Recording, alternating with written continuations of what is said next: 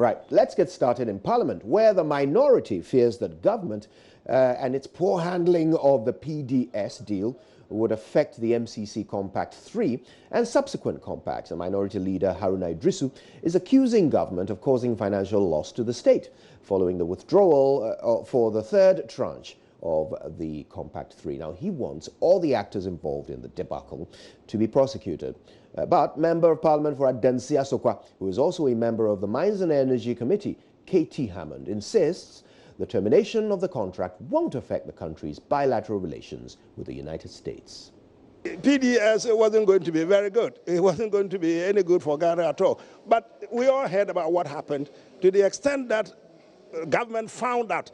And you see, and this is where the regular suspects, the NDCs, you know, I can't stomach some of their machinations. It was the government itself which, having realized that PDS was about to defraud the country, decided to set up a probe to find out what actually was happening. Now, give them the credit. No, but they said they wouldn't give them the credit. Who said they wouldn't give them the credit? They didn't conduct due diligence. No, that's not. Conducted due diligence. You see, from day one, they wouldn't have gotten here in the first place. So government poorly handled the PDS. No, absolute balderdash. No, this is what happened. MIDA, the lawyers from America, they were actually in charge. They were in charge. They were driving this.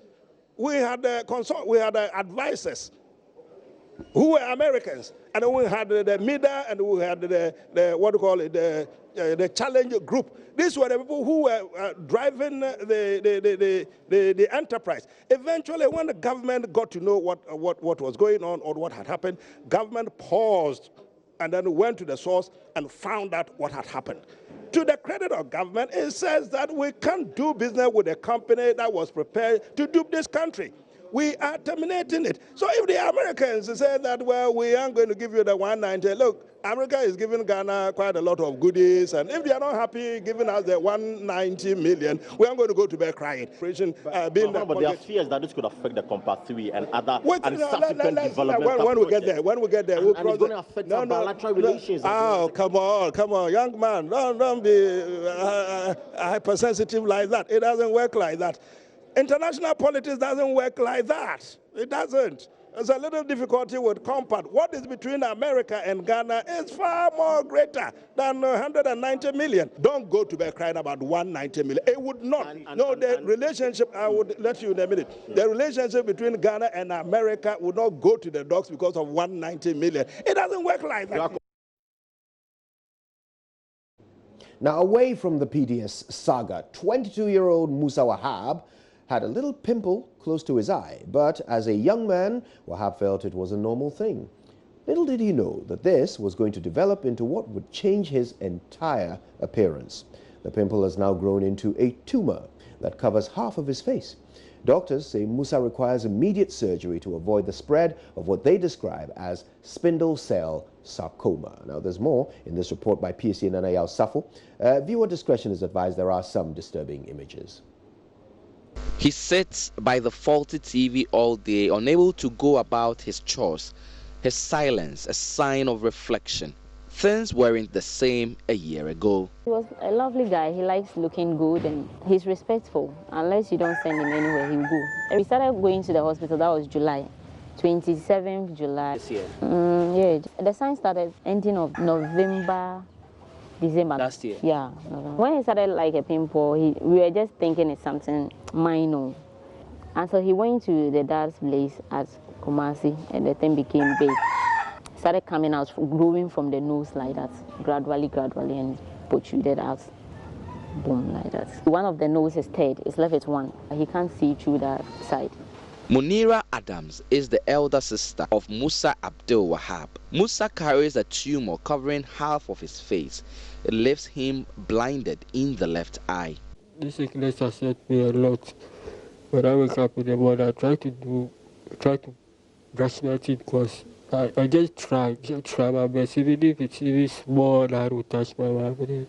I will. That is all. I don't bath, I don't do anything because I can't do it. And I'm willing to do it, but I can't do it. When I wake up to eat,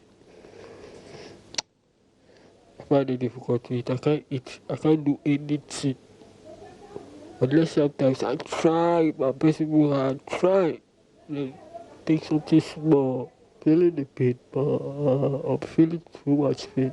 I was a footballer, I was playing ball, so this sickness came. Saratu Abdullah is a single mother and one among the few in the family who have been trying to seek medical care for Wahab. I have been through a lot. We have no sleep from morning to evening. He's been in a coma twice already. As I cried by his bed, Musa told me not to despair and that God is going to see us through. I am so tired. I suffered to raise them all alone my entire life. This happens just when they are getting ready for adulthood. I don't have anything. I have no funds. I am really sad. Musa has already undergone 2 chemo sessions with each cycle costing over 700 cedis. He is expected to do 2 more before correctional surgery by doctors at the Kolebu Teaching Hospital that's estimated to cost 15,000 cedis. I want God to thank those who have something to see me and then know that, oh, this one is going through a lot. Then if they see any help, I'll be grateful. Doctors say the spindle cell sarcoma may spread to other parts of Musa's body if not attended to quickly. PSA Nanaya Safo's report for JoyNews. Now, in the Volta region, pupils at Clifford Demete Evangelical Presbyterian Basic School in the whole municipality are reaping the benefits of a United States aid-funded program targeted at enhancing multilingual education. The early grade reading program has positively impacted literacy of pupils in grade 2 and 3, where they are able to read Ewe and English textbooks. Correspondent Fred Kwame Asare has more in this report. The Clifford Demete EP Basic School over the past 58 years served as an educational center for about 4 surrounding communities. The school, which runs from kindergarten to grade 6, has a pupil population of 149 with a staff strength of 11. It was fortunate to be part of selected schools to benefit from the USAID-funded early grade reading program. The program, which was implemented in the 2016-2017 academic year, saw the school supplied with grades 1 and 2 Ewe and English reading materials coupled with teacher guides. The kindergarten department was also provided some materials. This has consequently contributed to improved literacy of the pupils.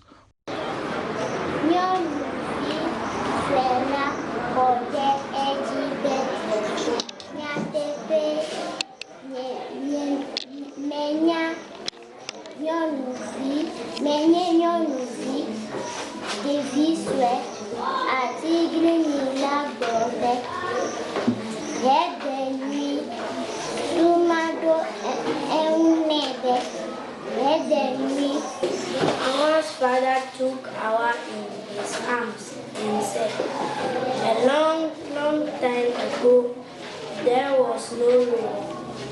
A famine hit the land. The Ghana people were unhappy. Then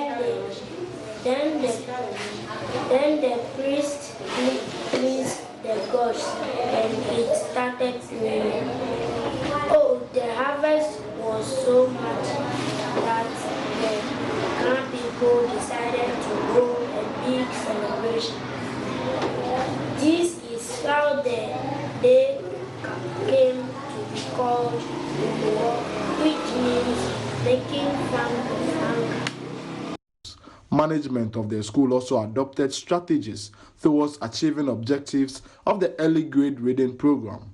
The school's headmaster, Vincent Kwashidede, expressed satisfaction at the feat chalked after benefiting from the program. The program covers about 11 languages in Ghana, so Ewe is one of them. So we are doing Ewe over here. Over here, the pupils are trying, and you'll be very, very happy if you enter the classroom looking at the seeing the pupils reading Ewe.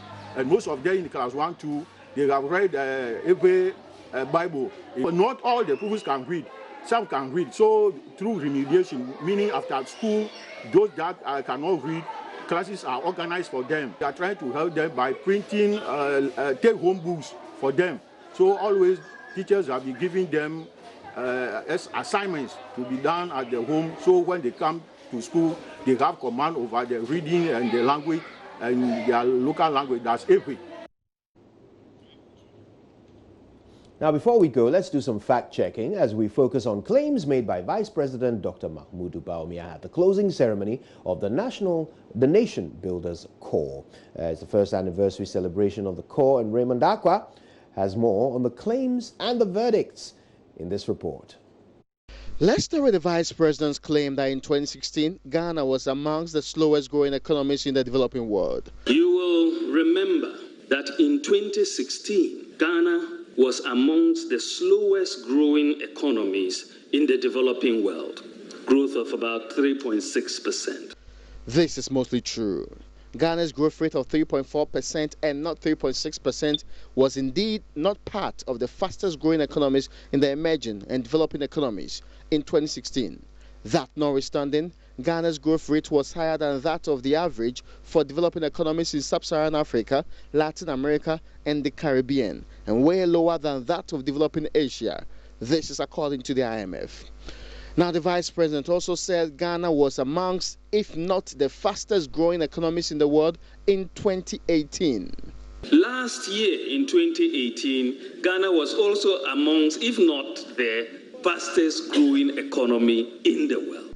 This is mostly true. Ghana was in April 2018 named fastest growing economy in 2018, a position it lost even in sub-Saharan Africa after the IMF's October World Economic Outlook. Now, Ghana ended the year with 6.3% growth rate, a figure the IMF still considered very high and impressive. The Vice President then said, according to the IMF, in 2019, Ghana is billed to be the fastest growing economy. In 2019, Ghana is going to be the fastest growing economy, according to the IMF. This is false.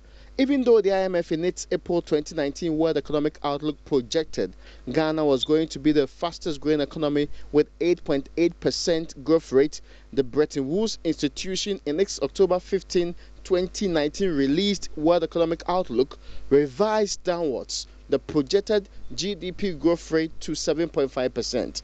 By this revision, Ghana lost the fastest growing position even in sub-Saharan Africa. So countries like Dominica, South Sudan, Bangladesh, and Rwanda all trump Ghana, which shares its 7.5 growth rate with Cote d'Ivoire. Right, well, Raymond Akwa there with a fact check of the Vice President's comments at the recent Nation Builders Corps first anniversary. And that is where we draw a line under the headlines for this morning.